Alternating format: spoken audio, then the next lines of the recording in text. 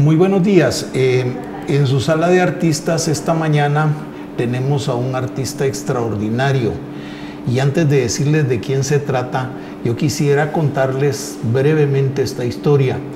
Una tarde en el tráfico infernal de la calzada Roosevelt, voy escuchando la Radio Faro Cultural, que está suscrita a la Radio Francia Internacional, y entonces Jordi Bataillén dice, pues esta tarde les queremos hablar de un artista que está despuntando, muy importante para la América Latina. Va a presentar en la Casa de América Latina en París una exposición formidable, extraordinaria. Se trata del artista guatemalteco Marló Barrios. Pues con ustedes, mi querido amigo Marló Barrios, a quien me place, me entusiasma y me honra presentar esta mañana. Mucho gusto, Marló, y bienvenido aquí a su sala de artistas. Muchísimas gracias, Hugo. Marló Barrios es de verdad no una de nuestras promesas, es uno de nuestros artistas más completos, más consistentes. Él viene un poco del mundo de la arquitectura, pero resulta que el mundo de la arquitectura ha servido como para encadenar esa formación, ¿no es cierto? Marló, a nuestro público le gusta mucho siempre escuchar a los artistas. No quieren que nosotros seamos los que hablemos, sino usted es el invitado, el bienvenido a este segmento. Y quisiera empezar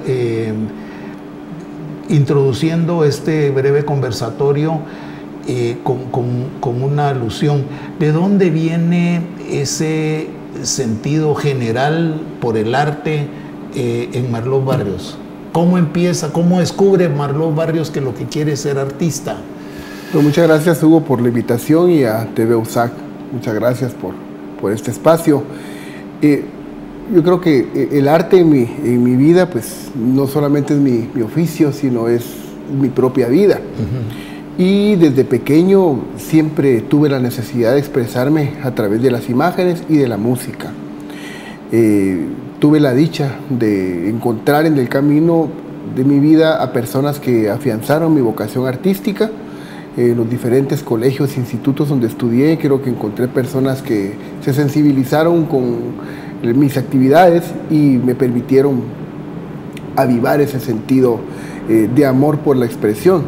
Entonces, creo que el primer encuentro que tuve artístico fue a través de mi abuelo paterno, que me traía justamente acá al Paraninfo Universitario, a una de las salas al fondo de la primera planta, a estudiar marimba, mire, qué bueno. Porque eso era algo muy cercano de mi familia. Él amaba la marimba, por consiguiente yo crecí en ese ambiente y amaba la marimba también.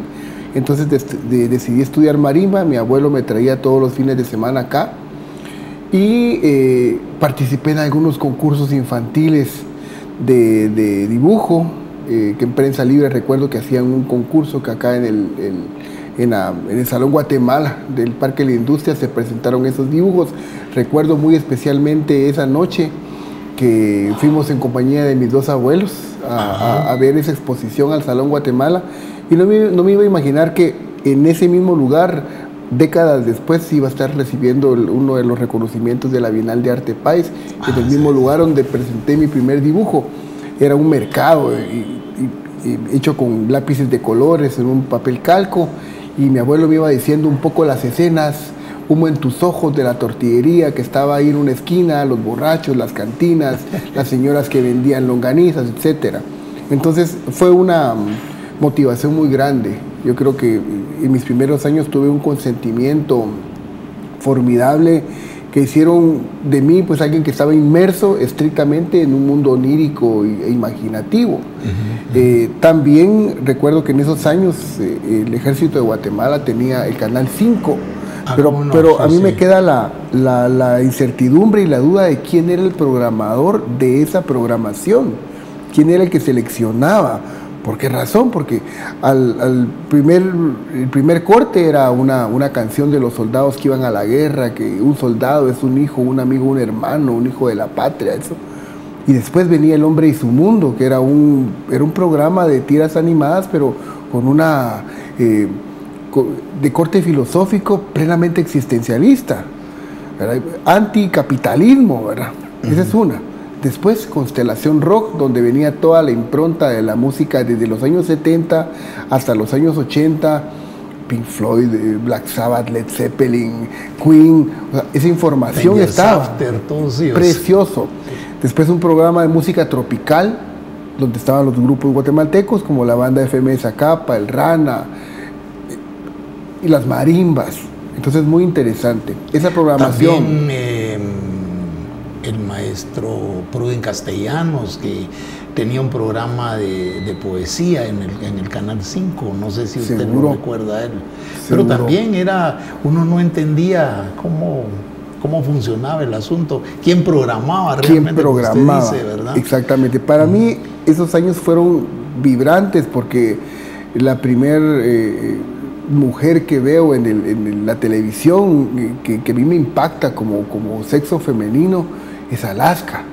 Que Alaska proviene pues de los Pegamoides y Alaska y Dinarama, que era parte de la movida madrileña de principios de los 80, post fallecimiento de Franco, entonces el estallido, ¿verdad? Con Pedro Almodóvar y Alaska era un artista que de origen mexicano y cubano, pero que se forma en la escena madrileña en España.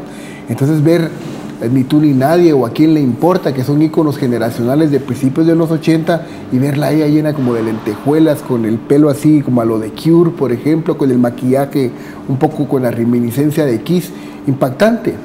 Entonces de ese imaginario está hecho.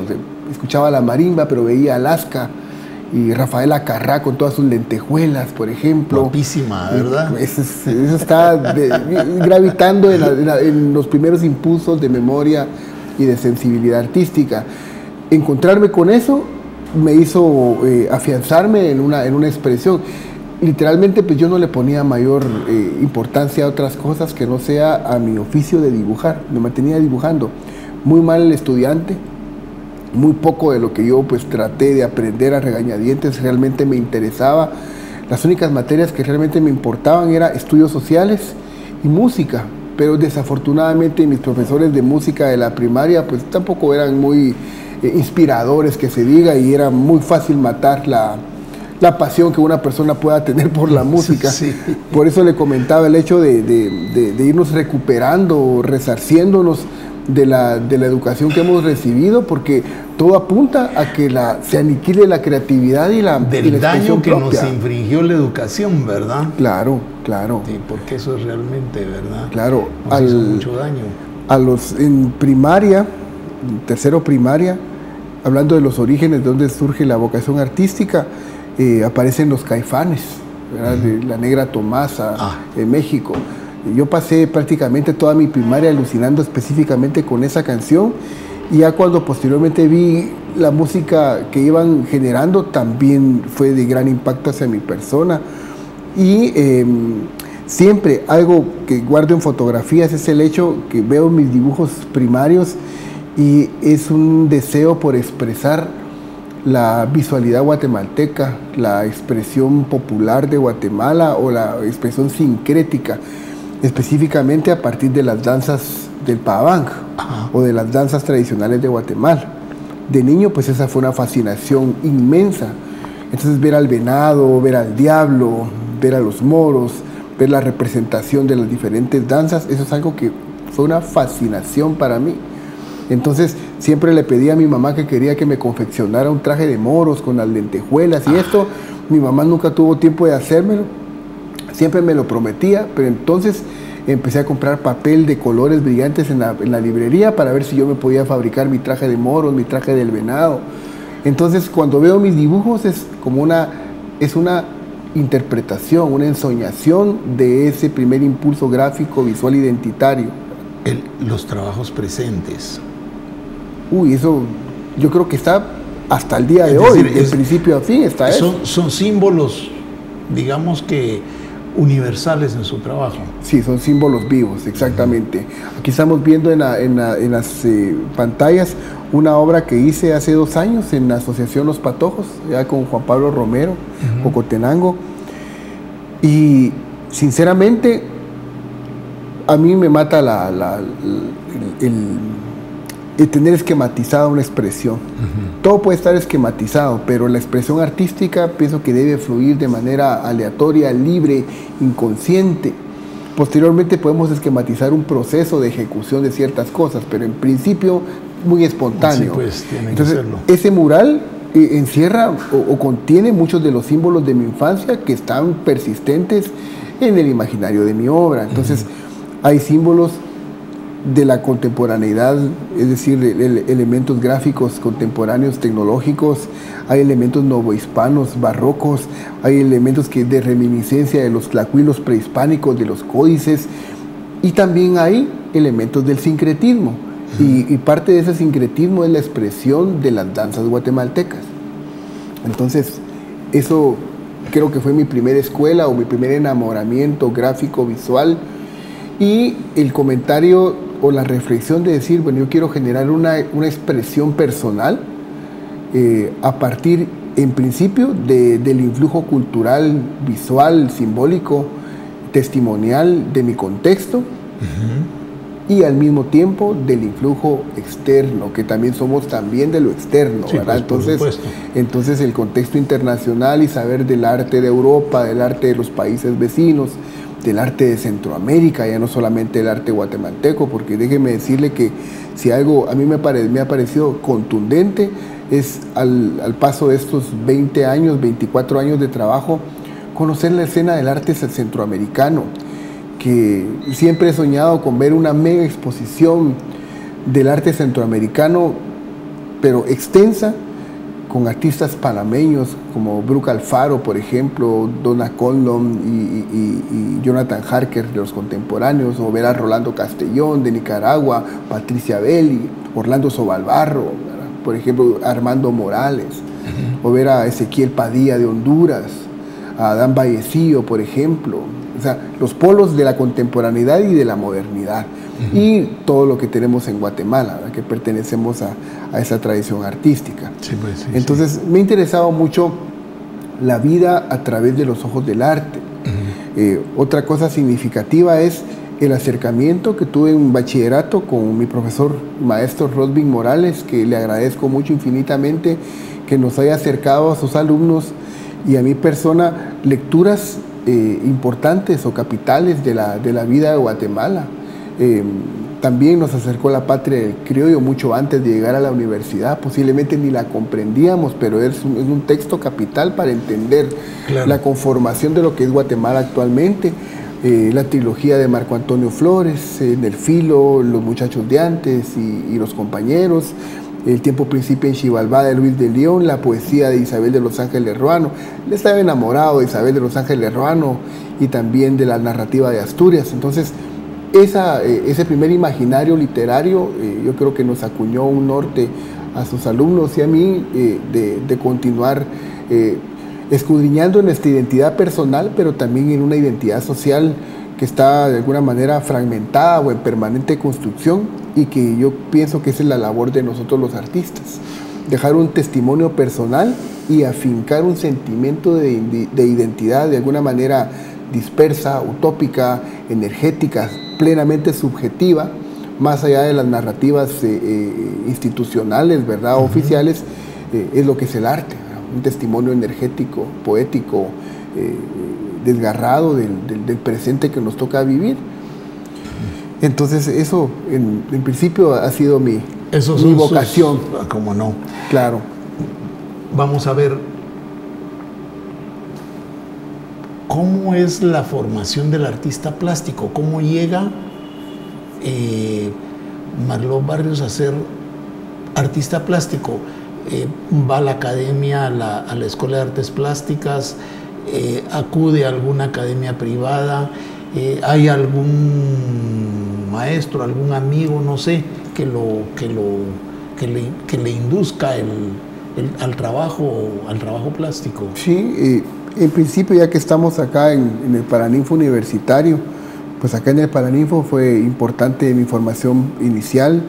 Posteriormente, cuando estudié en el bachillerato, participé de grupos musicales que no tenían nada que ver con la formación plástica visual, pero la formación artística musical me permitió estructurar un proceso personal de articular mi visualidad.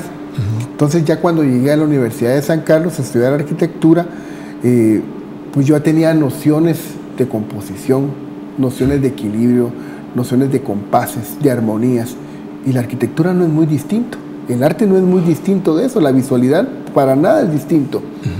De alguna manera es diseñar una experiencia sonora que tenga un equilibrio y una expresión de perfección y de manifestación de los sentimientos y de los conceptos, como se puede pensar en la arquitectura, en la visualidad y en el diseño de las palabras, como lo hacen los poetas y los narradores.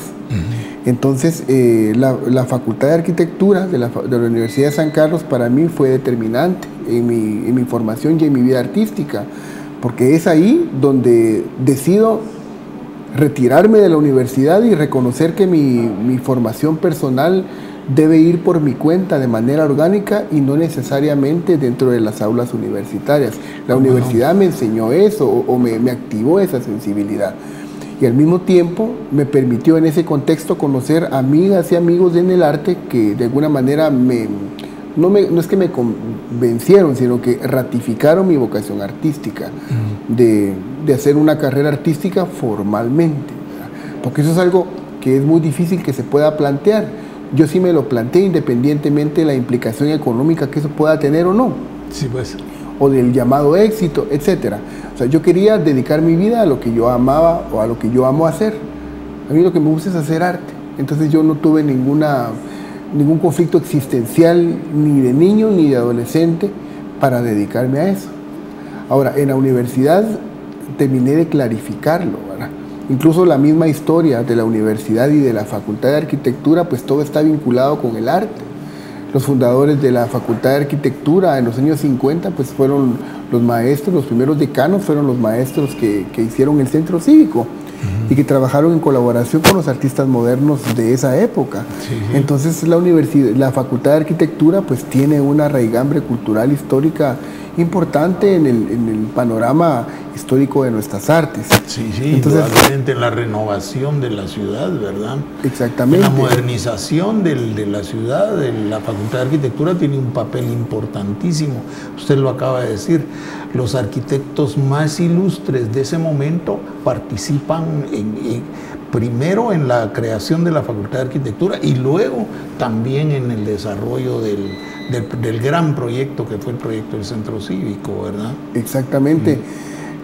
Ya cuando estaba en arquitectura, yo recuerdo a varios de mis docentes que sí se sentían muy orgullosos del pasado histórico de la Facultad de Arquitectura, de quienes habían sido sus fundadores, algunos de sus egresados, que paradójicamente no tienen el título de arquitecto, pero han hecho una arquitectura muy notable. Ese fue el mayor ejemplo que yo pude tener en la vida. Es decir, todos los que han hecho la arquitectura más notable de Guatemala no tienen el título de esta facultad ni de ninguna universidad. Sí. Posteriormente la universidad Luis les da Díaz, entre ellos, ¿verdad? Por supuesto. Y de hecho, de Luis Díaz es una persona de la que mucho se habló, al menos en mi generación en arquitectura, se habló mucho de su trabajo artístico y arquitectónico. Sí. También del ingeniero Giraca se habló muchísimo, de los maestros del Centro Cívico, de quién más, de Tono Prado se habló muchísimo, de la Casa del Lago, de la representación de Guatemala en la Bienal de Sao Paulo con Luis Díaz, con el Gucumatz en persona, que es estos planos seriados con una abstracción de Gucumatz, genial. En la Facultad de Arquitectura habían unos trozos así pegados a una pared y todos nos estábamos ahí a fumar o a comer algo. Estaba todo pintarrajeado, abandonado, pero ese era como un vestigio del tesoro de la participación de Luis Díaz en la Bienal de Sao Paulo y los profesores decían, ya, esa es un fragmento del Gucumatz de Huicho, que no sé. Entonces, escuchar eso eran como leyendas, algo legendario. Sí, pues. Entonces las anécdotas de esa obra, entonces para mí fue muy significativo. No olvido una cátedra inicial que dio Luis Díaz que en la Facultad de Ingeniería pero en el IGLU, perdón, una clase magistral inicial, y empezó a hablar sobre su obra. Y ya cuando llegó el momento de las preguntas, uno de mis compañeros, ¿verdad? De una manera muy inocente, que estoy seguro que no conocía nada de la obra del maestro Luis Díaz, y en ese momento pues ni yo tampoco, ¿verdad? Pues sí, patojo uno, ¿verdad? Ajá, y levanta la mano muy inocentemente y le dice, mire maestro, y por favor usted me podría hablar de sus influencias. A lo que el maestro Luis Díaz respondió, para hablar de influencias hay que saber. Continuamos con la siguiente pregunta.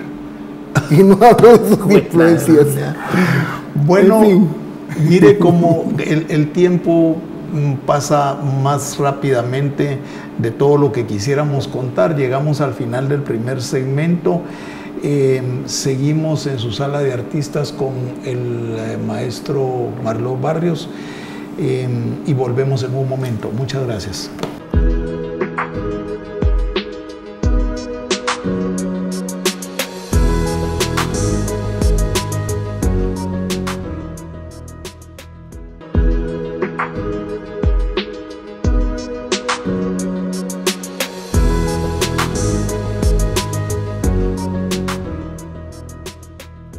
De nuevo en su sala de artistas, en el tercer segmento de este acercamiento a nuestro querido amigo el artista Marlon Barrios. Cuando empezó el segmento estaba por preguntarle si era pariente de Moisés.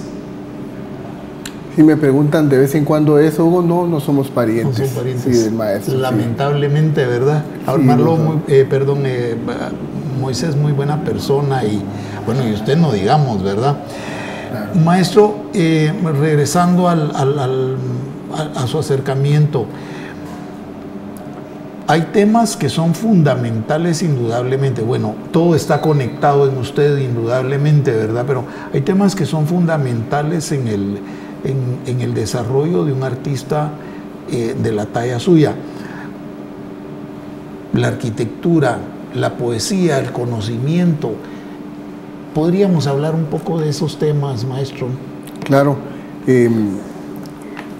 Una de mis pasiones, o quizás algo de lo que más disfruto en la vida, es de apreciar la arquitectura. Desde niño yo creo que es una de mis fascinaciones. Y por eso la vocación artística de enfocarme no en una escuela de bellas artes, sino en la escuela de arquitectura, ¿verdad? Sí, pues. Pude estudiar en la escuela de artes plásticas, pero decidí estudiar arquitectura. Entonces, la arquitectura para mí es una suma de saberes. Y si bien hay un director de orquesta o directora de orquesta que es la arquitecta o el arquitecto, definitivamente sabemos que hacer arquitectura es un trabajo en colaboración, es un trabajo en equipo. Hay un programa y hay un equipo de profesionales de la ingeniería, del paisaje, de la ingeniería eléctrica, etcétera, de la topografía, que hacen que un proyecto arquitectónico tenga un sentido de integración y de funcionalidad. Ahora bien, no todas las construcciones, por más funcionales que sean, no quiere decir que sean arquitectura. Y en ese sentido pienso que es muy importante reconocer que hay algo que define a la arquitectura. Desde mi perspectiva, la arquitectura debe transmitir paz y dignidad a la vida de las personas. Si ese espacio es estrictamente comercial o es estrictamente de paso, funcional, es estructura civil para ciudades dentro del urbanismo, pero la arquitectura como estuche de la vida, como estuche de la sincronicidad de las subjetividades del ser humano a través de su cotidianidad, su escala, el valor del espacio, la funcionalidad, todo eso en conjunto en la arquitectura, pero el ingrediente es la paz y la dignidad que debe existir dentro de esos espacios, ¿verdad? Entonces, la arquitectura para mí es fundamental. Siempre soñé con conocer Tikal, ¿verdad? Yo conocí tardíamente Tikal, ya cuando estaba en la Facultad de Arquitectura, fue mi primer acercamiento a Tikal. Siempre la veía en revistas y toda la arquitectura antigua me parece admirable, ¿verdad? La arquitectura egipcia, la arquitectura de Machu Picchu, Teotihuacán, el maya postclásico, ¿verdad? ¿verdad? Y no digamos ya el Renacimiento y ver a Miguel Ángel, es fastuoso, ¿verdad? Digo, la arquitectura para mí es algo colosal, magnánimo, fabuloso. Maravilloso, realmente. Sí. Va más allá del mundo de lo propiamente material, eso, ¿verdad? Claro. Que fue en un momento también arte, la arquitectura, es decir, ha dejado de serlo por lo masivo que tiene que ser la arquitectura en este momento probablemente. Perdón. Exactamente. Al conocer la Acrópolis Central de Tikal, entendí el sentido de la integración o la jerarquía del centro cívico y sus diferentes módulos de edificios, ¿verdad? Y también es un sentido de comunicación, de diálogo entre tiempos. Entonces la Acrópolis de Tikal y la disposición de la arquitectura maya en sus tres periodos, y vemos también el centro cívico con una abstracción de Quiriguá en la fachada del Banco de Guatemala por el maestro González Goyri y posteriormente con el maestro Dagoberto Vázquez, el concreto visto, o sea, para mí es Quiriguá. Para mí, y el emplazamiento es toda la jerarquía de las ciudades prehispánicas. Entonces, eso me pareció muy significativo, la comunicación entre diferentes tiempos. Tuve la dicha de conocer Europa y estuve allá en el Vaticano. Y para mí era significativo ir a ver algo como el Vaticano, donde están los genios del Renacimiento trabajando en conjunto en esas obras, ¿verdad? Entonces, solo entrar a la Basílica de San Pedro, ver la columnata de Gian Lorenzo Bernini, pero conocer la historia un poco macabra de Bernini, ¿verdad? Porque Bernini también era una persona sórdida y como con mucho odio también, ¿verdad? Es como lo sublime y el odio que puede estar en la genialidad de un hombre o de una mujer. Entonces, está uno internamente en la Basílica de San Pedro, pero la altura interior realmente es colosal. O sea, realmente está en función de percibir que el ser humano debe tener un recogimiento ante un espacio sagrado, y eso lo da la altura.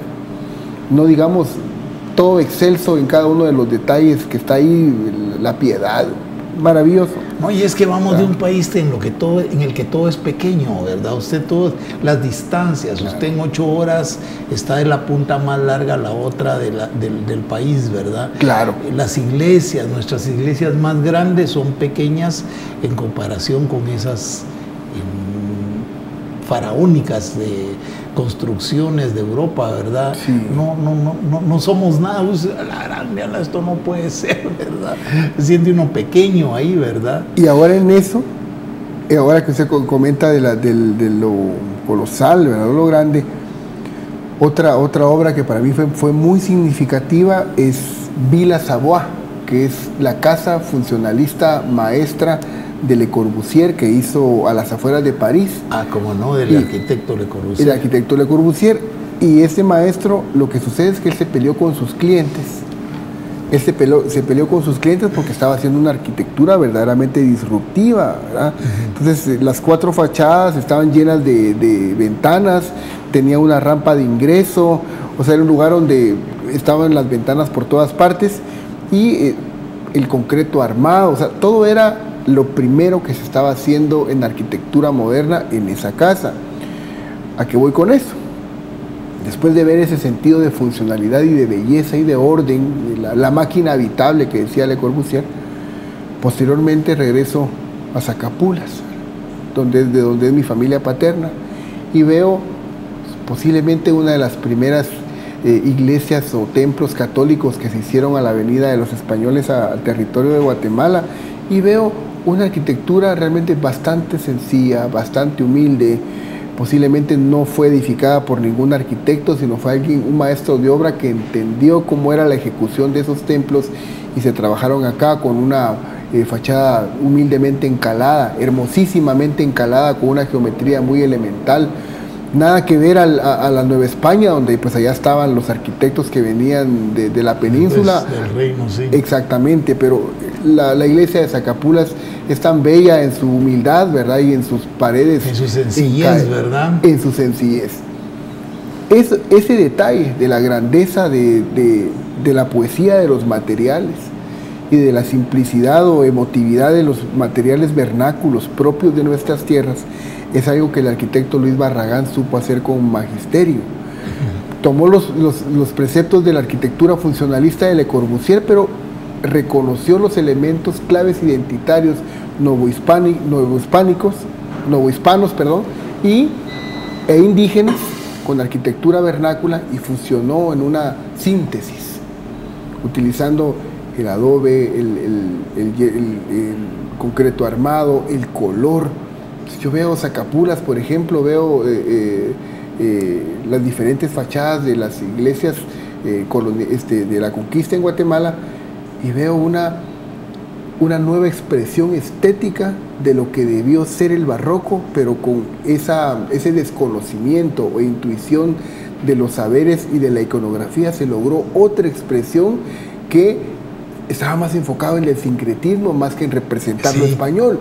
Entonces, eso me parece muy hermoso. Dicen la gente que ha escrito sobre la cosmogonía maya, Daniel Matul particularmente, que la catedral de Quetzaltenango está construida cabalmente con, digamos, el imaginario técnico novohispano, pero con elementos, digamos, de la cosmovisión maya, ¿verdad usted? Increíble, ¿verdad? Pero entonces ellos fueron y dice, mira, estos 13 pilares, por ejemplo, representan tal cosa, ¿verdad? Es un poco lo que usted está diciendo, ¿verdad? La poesía desde nuestra mano de obra que imagina la construcción novohispana, pero desde la formación prehispánica, ¿verdad? Claro. Es una cosa maravillosa eso realmente. Sí. Maestros e influencias en Marlon Barrios. ¿Quiénes son los maestros que han influido la obra de Marlon Barrios? Quizás antes de hablar quiénes han influido en mi obra, quisiera hablar de quiénes han influido en mi vocación, en afianzar mi vocación. Me parece. Y quiero mencionar a cuatro artistas guatemaltecos que son especialmente importantes para mí, porque recibí de ellos consejo, complicidad, amistad, inspiración.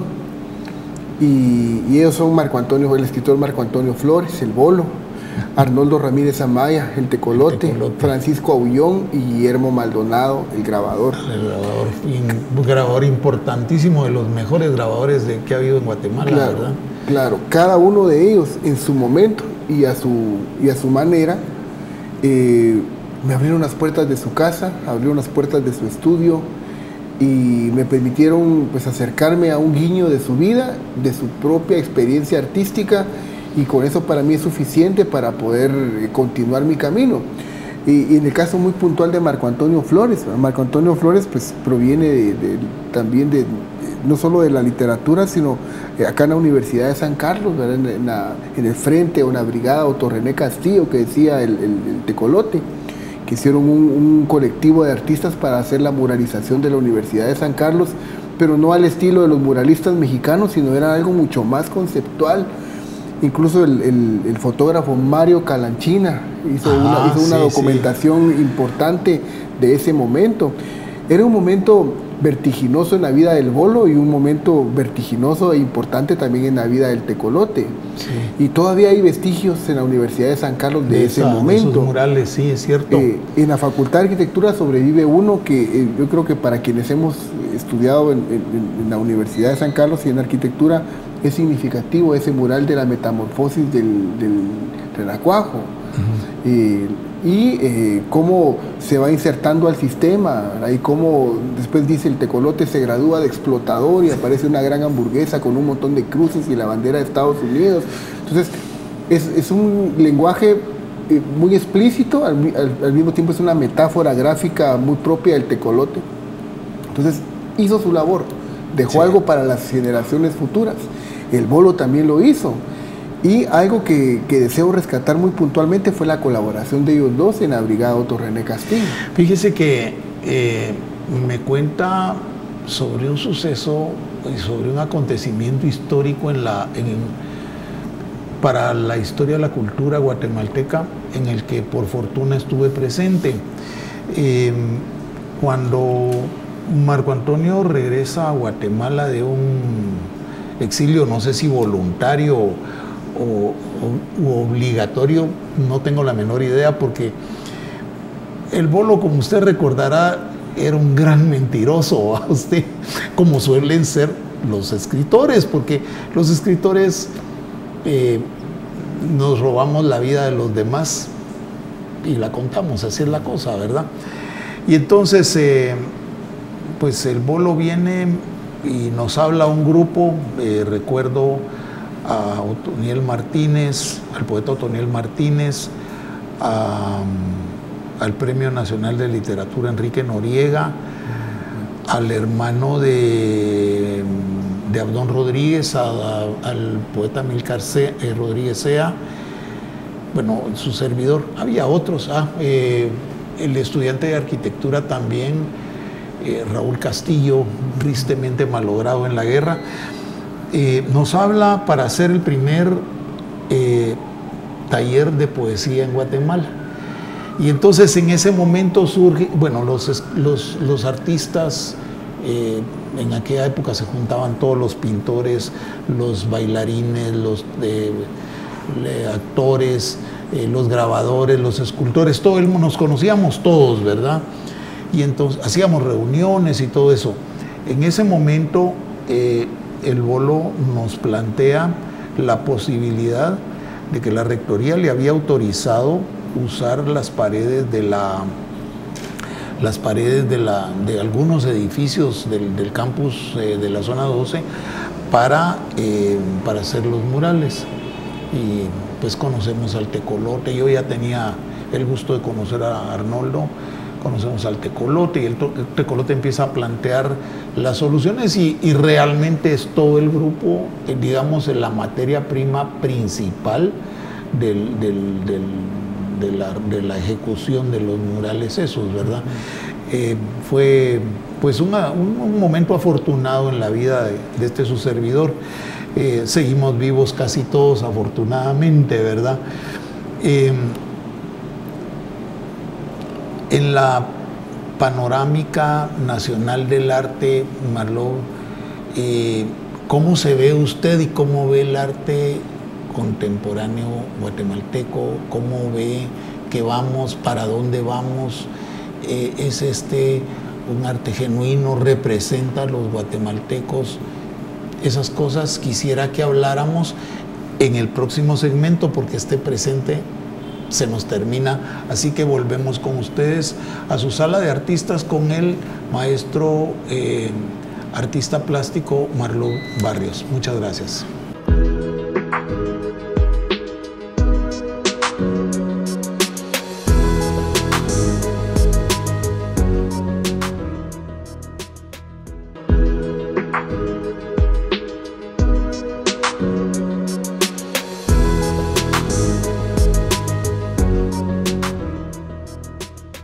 Bienvenidos nuevamente a su sala de artistas con el artista plástico guatemalteco Marlov Barrios. Nos quedamos al final del segundo segmento, maestro, con la panorámica del arte, cómo se ve Marlov Barrios en medio y qué perspectivas le encuentra, cómo ve si el arte guatemalteco realmente nos representa, si solo es un reflejo de lo que pasa afuera. Sí, yo creo que de este tema ya hemos conversado con varias amigas y amigos del arte ya desde hace años, y lo primero que puedo comentar es que Guatemala cuenta con una gran tradición artística. Desde siempre, tiene una gran calidad artística desde la época prehispánica. Ya cuando surge Santiago de Guatemala y la conquista, ¿verdad? Todo lo que sucede en Santiago de Guatemala con los maestros de la imaginería, la época republicana, el momento moderno, que quizás es lo que más cercano tenemos, ¿verdad? Tuvimos la dicha de conocer a muchos de los maestros que formaron una generación importante, la generación de los 80 también con imaginaria. Pienso del siglo XX, ¿verdad? Pienso de la generación maestro Mérida, también estaba el maestro Valenti, Agustín Iriarte, Humberto Garavito, posteriormente la generación de Goiri, de Dagoberto Vázquez Castañeda, etcétera, llegando a Vértebra con Elmar Rojas, Marco Augusto Quiroa, Roberto Cabrera, Enrique Anleu Díaz, Moisés Barrios, Imaginaria, Isabel Ruiz, Pablo Swayze, Daniel Choch, Sherwin Guillermo, etcétera, hasta el presente. Entonces, mi comentario es que Guatemala ha tenido un momento de efervescencia artística, cultural, a pesar de los 36 años de conflicto armado interno. Guatemala siempre ha tenido una oferta cultural incesante. Y concreta, ¿verdad? Y concreta, sí. Exactamente. Eso, yo creo que en su mayoría los artistas profesionales de Guatemala, yo creo que en su mayoría tienen ganado un espacio por su calidad artística, por su constancia. Los demás, no. Sí, pues, porque su obra habla por ellos. Exactamente. ¿Verdad? Entonces, lo que sucede, a mi parecer, es que llega un momento de desaceleración de ese gran momento que ha tenido Guatemala artísticamente a pesar de los 36 años de conflicto armado interno. Y ese momento de desaceleración es, yo creo que el 2017, ya es como la parte final de esa gran etapa del arte guatemalteco. Después, ¿qué es lo que sucede? Cierran espacios culturales, hay artistas que dejan de existir físicamente, en eso nos agarra la pandemia, sí. Y la pandemia termina de ser un punto de inflexión o de parteaguas donde se empieza, vamos a decirlo, como una máquina de una computadora, resetear la máquina y hay archivos que se borran y archivos pesados que permanecen, ¿verdad? Entonces hay un antes y un después y la pandemia logró ser ese parteaguas. Antes de pandemia, Guatemala había un momento de florecimiento de los espacios artísticos independientes ante una ausencia del apoyo artístico del aparato gubernamental, ¿verdad? Que nunca ha sido prioridad ni la educación ni la cultura, menos la salud.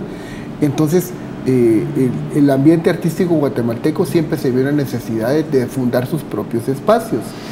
Quiero mencionar la R, el Festival Guatefoto, Centro Cultural de España, la Fototeca, Proyectos Ultravioleta, Galería Extra, Sol del Ríos, que ya venía ya con una tradición de arte contemporáneo, Galería El Ático, Galería El Túnel, y así diferentes espacios en Quetzaltenango, Casa Noj, por ejemplo, Ciudad de la Imaginación, o sea, espacios artísticos gestionados por artistas y por nuevas figuras de la curaduría para hacer proyectos de arte contemporáneo.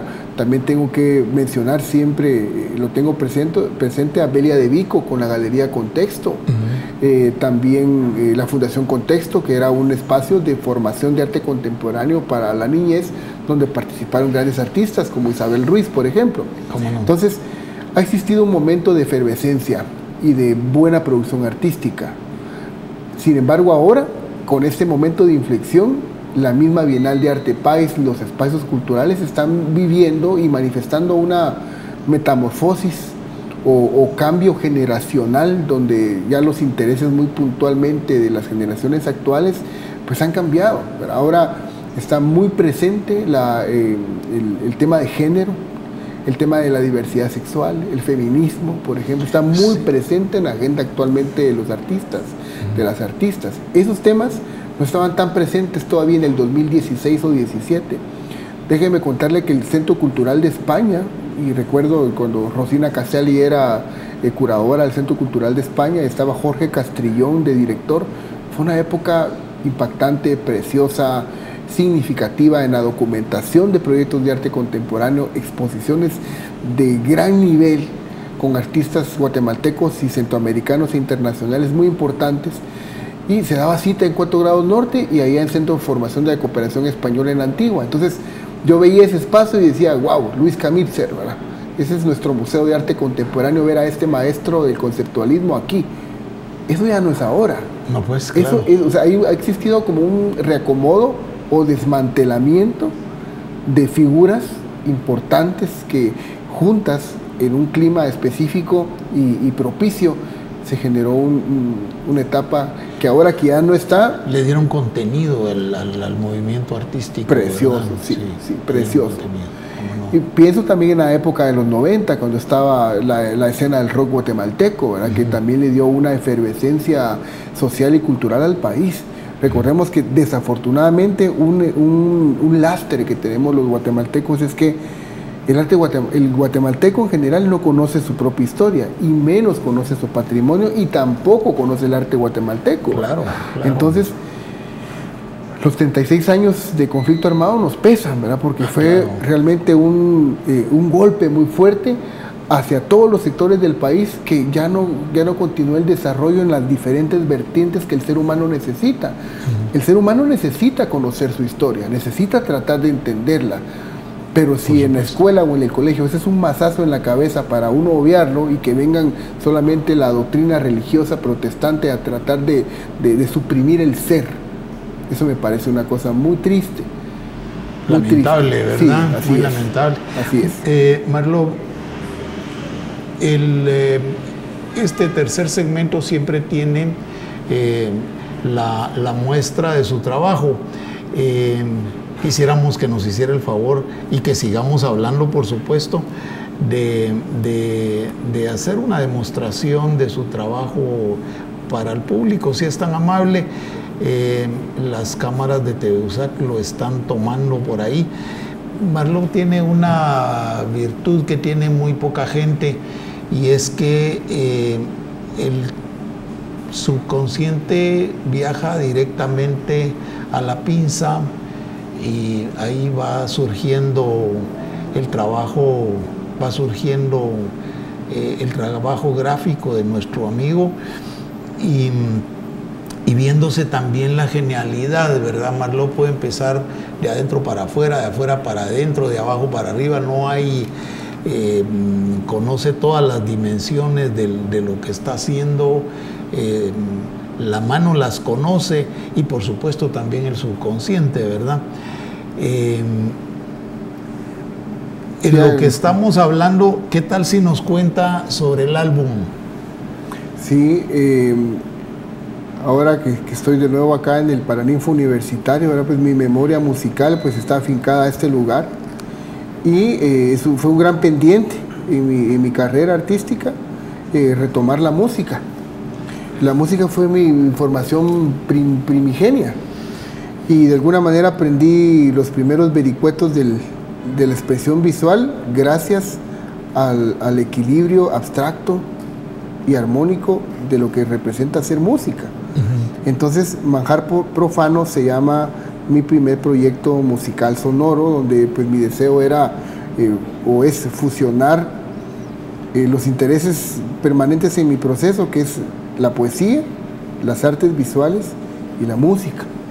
Entonces es un álbum que contiene 10 obras propias en colaboración con 3 grandes artistas guatemaltecos, productores musicales que yo admiro mucho: Andrés Castaño, DJ Casta, que es también el coproductor del álbum, Isto Jueves, y Gerardo Galicia, más conocido como DJ Flaco. DJ Flaco pues proviene de la escena del hip hop y del rap guatemalteco. Isto Jueves tiene yo realmente no sé cómo etiquetar, yo creo que no se valen las etiquetas con Isto, porque es un compositor único, con una capacidad creativa de alta originalidad, que ojo, ese es un tema, o ese es un concepto bastante tergiversado y ya un lugar común en el presente, pero yo creo que en él cabe utilizar ese término, porque en la música también, que se ha hecho tanto, ganarse un espacio con propiedad, con una expresión propia, única, es muy difícil. Siempre hay una reminiscencia a algo que alguien más ya hizo y mucho mejor que nosotros. Sí. Pero en el caso de Isto tiene una tesitura vocal muy propia, tiene una poética única en la lírica de sus letras, y sus arreglos son verdaderamente hermosos. Casta es un creador de música electrónica y también es un gestor de festivales de música electrónica, de música independiente. Y algo significativo de Casta es que, aparte de ello, pues él es fundador del primer sello discográfico de música experimental en Guatemala, que es Identidata. Dicho sea de paso, no solamente mi obra se publicó en Identidata, sino antes de mi álbum se publicó Sacratávica del maestro Joaquín Orellana. A mí me honra eso, porque Identidata pues ha publicado 3 obras de arte musical y de arte sonoro que posiblemente no tengan cabida en otras discográficas de la región. y me llena de alegría que una de las obras sea Sacratávica, sí, pues, del maestro Orellana. Ya conocemos la obra del maestro Orellana, que es estrambóticamente legendaria y excepcional. Entonces, Manjar Profano pues contiene las colaboraciones con estos artistas, amigos en el arte, y que agradezco su confianza y su complicidad. Entonces, esta obra es una obra cinematográfica sonora. Desde la pieza 1, que es Sahumerio, hasta la última, es un compartimento de diferentes estados de ánimo, líricas, arreglos que van entre la música electrónica con elementos análogos, instrumentos acústicos, poemas que son invocaciones y al mismo tiempo son letras cantadas con melodía. Entonces tuve la dicha de contar con una producción, pues, sin temor a equivocarme, la gente más notable y capacitada para hacer la postproducción de un álbum para una obra de alta fidelidad, como Frank Wills de la Finca Studios, y Pedro Pina, que es el masterizador del álbum de Lapsus en Barcelona. La obra toda se manufacturó en Barcelona, se hizo una edición en vinilo, y para mí es muy importante el vinilo porque se está revisitando un medio análogo, pero lo que se está reproduciendo es música contemporánea, música electrónica y análoga contemporánea. Entonces, si bien lo podemos escuchar en Spotify, también hay una edición en vinilo haciendo referencia al mundo de la obra gráfica, ¿verdad? Que es una edición quizás no muy grande, son solamente 300 ejemplares del vinilo, y traen un grabado interno. La primera, una edición de 10 vinilos, trae un grabado interno, un poemario. Una escultura. Y venía dentro de una escultura, exactamente. Una escultura, ¿verdad? Exactamente. Sí, hombre, es que Marlou es uno de nuestros artistas plásticos más completos. Ha hecho pintura, escultura, grabado, murales, pero no son murales convencionales. De esto vamos a hablar luego. Vamos a hablar en otro programa. Vamos a hablar con Marlou Barrios de la Estación Transparente del Deseo, su obra mural más importante y más grande. De momento, Marlou, le quisiera pedir que les hablara a los jóvenes artistas, que se dirigiera a los jóvenes artistas, si es usted tan amable. Sí, algo que aprovecho este comentario, oportunidad de hacer un llamado, Hugo. Realmente la vocación artística yo lo considero como algo muy sagrado, que no puede ser un pasatiempo. Es una vocación que requiere investigación, requiere entrega completa y requiere un apasionamiento por conocer, por descubrir y sobre todo por llevar a la materialidad todos esos proyectos. No podemos decir que somos artistas si la obra no existe y si esa obra o esa producción no ha tenido contacto con el público. Algo que puedo comentar es que necesitamos tener siempre un deseo de generar nuestros propios espacios. Cada generación va haciendo sus espacios acorde a las necesidades de su momento. Y tiene sus propios valores también, ¿verdad? Indudablemente. Es correcto. Entonces las nuevas generaciones, más que intentar insertarse en los espacios existentes, yo básicamente los animo a que sean gestores y creadores de sus propios espacios, que estén a la medida o estén en el ámbito de las necesidades de la época contemporánea que están viviendo. Otra cosa importante es no olvidarse de los signos del presente, porque uno en un momento formativo evidentemente que uno está viendo hacia el pasado porque necesita formarse de los antecedentes del arte que existen. Y un artista no solamente se va a formar de lo que otros pintores o artistas contemporáneos visuales hagan, tienen que enfocarse en la literatura, en el cine, en el arte dramático, en la política, en la historia del país, en la historia del folclore del país, en la historia del arte universal y del arte contemporáneo. Entonces, a veces he visto algunas imágenes de algunos artistas que están en formación y veo la influencia que tienen y me da un gran impacto ver que la influencia que tienen es de artistas que también están en formación igual que ellos.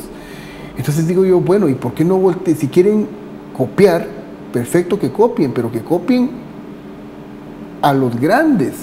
O sea, necesitamos para aprender copiar a los grandes, que ya sabemos quiénes son los grandes, copiarlos, revisitarlos, estudiarlos. Después de ese magisterio viene el paso aún más difícil, que es en el que la mayoría se quedan, ¿verdad? Que es ambicionar labrar un lenguaje propio. No importa cómo sea ese lenguaje, pero todo artista debe tener esa ambición. Claro. Entonces, ese es el llamado. La persona que es artista debe ambicionar crear un lenguaje propio. Pero si antes de eso su ambición es insertarse en un mercado del arte o insertarse en los concursos para ser, digamos, tomado en cuenta, si no se tiene ese nivel de inmersión o de sensibilidad ante su propia vocación, yo no creo que sea un artista. Un artista está preocupado en hacer su obra, no en especular sobre lo que posiblemente va a hacer. No, el artista tiene su obra. Incluso vemos a muchos artistas que se han suicidado o que han tenido una vida muy lamentable, 24, 27 años. Se sigue hablando de ellos porque a esa corta edad ya realizaron una obra notable que ha trascendido la historia. Sí, pues. Entonces no hay tiempo que perder. El artista tiene que producir. Sí. Más en este presente, no hay ningún pretexto. La información está a la orden del día, en tiempo real además. Exactamente. Entonces el artista debe producir sus proyectos. Okay. Ese es mi comentario. Muchas gracias a Marlon Barrios. Una de las entrevistas, de los conversatorios, de las convivencias más gratas que este oficio de entrevistar artistas guatemaltecos nos ha proveído. Gracias al artista guatemalteco Marlon Barrios por estar esta mañana con nosotros. A ustedes gracias por la audiencia, al equipo, al heroico equipo de TV USAC que nos aguanta todos los días de grabación, pero sobre todo gracias a la Tricentenaria Universidad de San Carlos por esta oportunidad de llevar a ustedes su sala de artistas esta mañana. Y los dejamos entonces con la expectativa de un nuevo programa con el maestro Marlon Barrios en la Estación Transparente del Deseo. Muchas gracias por esta oportunidad y hemos de encontrarnos nuevamente. Muchas gracias. Gracias, amigo mío. Gracias por haber venido. A usted muchas gracias.